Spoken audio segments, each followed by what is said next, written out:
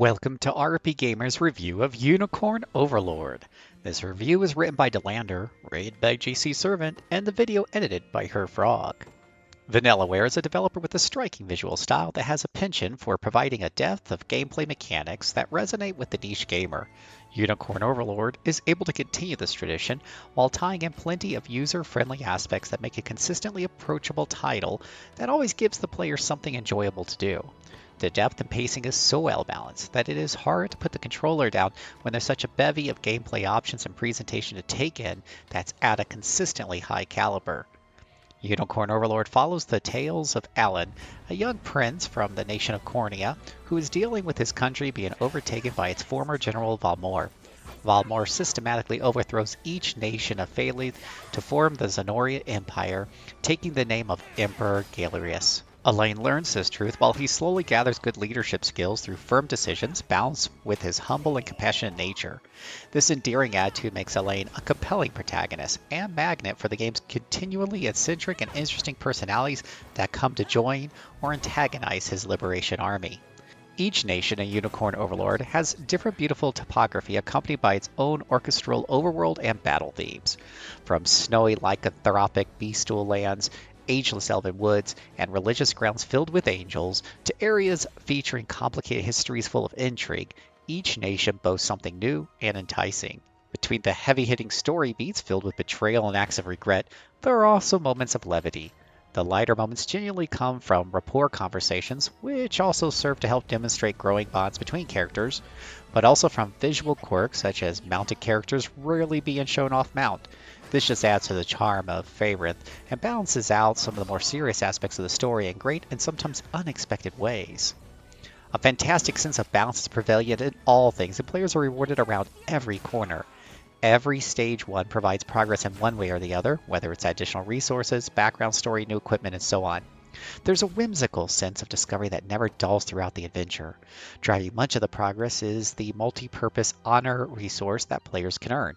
Honors are obtained from winning stages, selling resources found in the overworld, or by restoring towns. In turn, using honor allows players to expand their characters in a combat unit, the total amount that can be deployed at any one time, recruit mercenary units, and more. Building units within the Liberation Army is simple yet expansive. Although players can buy them as wanted, generic recruits are rarely necessary, since more than enough story-based units can join to fully fill out the ranks. Building stronger units and experimenting with different combatant combinations is endlessly enjoyable, but moving them around too much can be a drawback if trying to build rapport. This can be mitigated by Elaine giving gifts to those standing guard on the overworld or buying meals in taverns. Rapport builds units up with a mini stat boost depending on the classes involved in the bonding, while also unlocking vignettes for some pairings. These are always endearing background stories that bring depth to each member of the Liberation Army. Elaine is able to forge a bond with anyone, which comes into play during later story beats, while others are based off a shared history or common interest. Players can traverse freely across Unicorn Overlord's world, with all battles taking place on the same map. Searching for items, digging for resources, and solving basic puzzles found throughout the nation all funnel into forms of loot gathering that just never grows old. Resources found are used to restore towns to their pre-war glory, or can be sold in town to get extra honors. Every liberated town leads to more wandering NPCs to converse with, mercenaries to spar, and other potential unlocks. Each of these are addictive in their own right, but together they make for something special. Particularly engrossing is the short min-maxing minigame where time button presses shave points off items found via a radar that responds to each strike of the pickaxe, with rare items, such as treasure maps, requiring more timely presses. All of these forms of exploration and loot gathering are optional and can be skipped at any point if players want to do so. Combat has a lot of variety, making it a consistent treat. Before each stage, an overview listing the main enemy types is displayed, making it easier to prepare appropriate units if needed. Varying map sizes with additional topographical details, environmental hazards, and win-loss conditions make each fight unique. Units move in real time with contact between units shifting to a special side-on view to display the automated turn-based encounter. Players start each stage with 3 to 5 valor points, which are used for deploying units or on special skills each character has access to before entering direct combat. Valor is gained by defeating enemies or capturing towns, but maxes out quickly, giving players plenty of enjoyable opportunities to use it freely on skills, adding to the wealth of options during combat.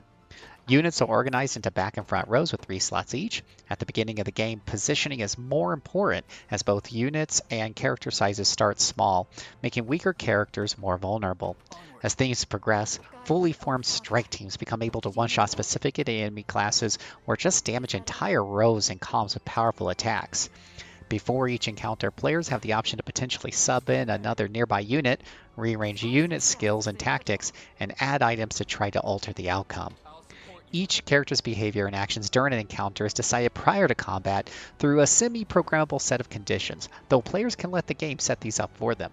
There's plenty that can alter things if it looks like the player will lose, and finding out how these shifts and tactics play out is a statistical dream.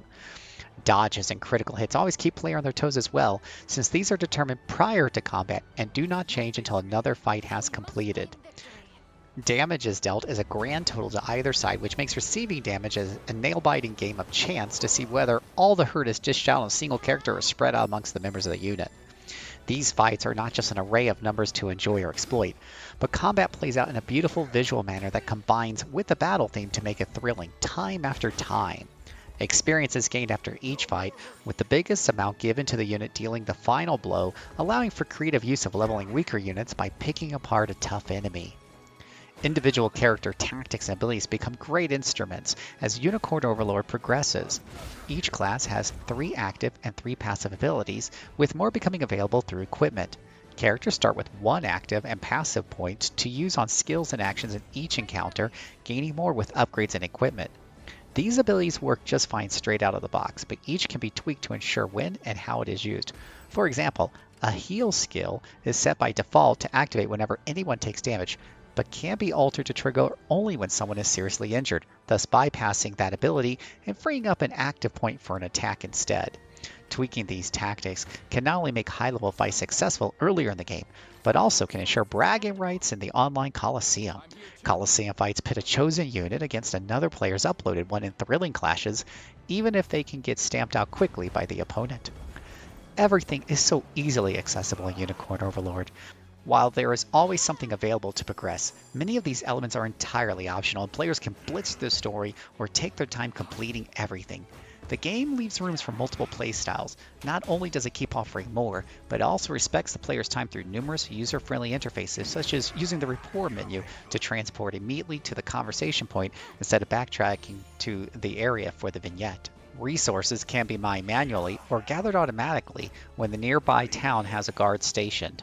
Pacing of treasures in the overworld and quests is done in a different manner for each nation to throw off repetition.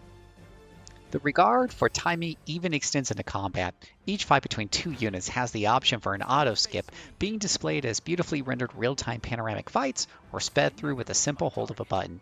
These options make everything feel cinematic as the players wish it to be, which is also reflected in how the fights ramp up in each nation. Major climatic stages feel like they could change a nation with their size, scope, and ingenuity, while simpler town liberations or experience grinding sigil stages move more briskly and are more straightforward. The visuals in Unicorn Overlord are given a lot of care. Overworld maps are meticulously designed to the smallest detail. Every available inch serves a purpose, whether as part as a combat stage, a bit of flavor detail to make the nation feel a bit more realistic, or to serve as a landmark for a treasure map. Combat and story scenes have wonderfully crafted character designs and fluid movements to make everything breathtaking. Every nation visited has its own catchy piece of musical accompaniment. This makes the entire soundtrack an enjoyable symphony of orchestral arrangements that occasionally blend in chanting and lyrics, resulting in a feast for the ears. Voice acting is done well, with every performer matching their character's personality to enhance the story scenes. Sadly, this additional touch is missing from the report vignettes. However, the combination of painting-like backgrounds that feature beautifully animated characters delivering poignant vocal lines that lead to the orchestral battle music pounding in like the climax of a season-ending television show will have players on the edge of their seat throughout. Unicorn Overlord is a masterfully crafted video game. The player is given as much or as little to do with as they wish, with every new nation, stage, backstory, and time-engrossing side venture all weaving into one another in a way that never feels forced. All of this is actualized with music and visuals to consistently dazzle and delight as the world is delved into deeper. The pacing is crafted with incredible flexibility such that one player may spend minutes doing something, and another will spend hours on it, and both will find their time well spent. Combat is a constantly shifting bout of delightful visuals as tactic options and classes keep things enticing. It takes a special title to reach all gaming sensibilities, and Unicorn Overlord does so with such style and flair that everyone should test it for themselves. This review is based on a free copy of the game provided by the publisher. RPGamer gives Unicorn Overlord a 5 out of 5. For more details, hit up the link in the description below. For more video content, subscribe to the channel. Follow us on Twitch for daily streams of your favorite RPGs. Join in on the discussion at rpgamer.com/discord. And for all the latest in RPG news, head over to rpgamer.com.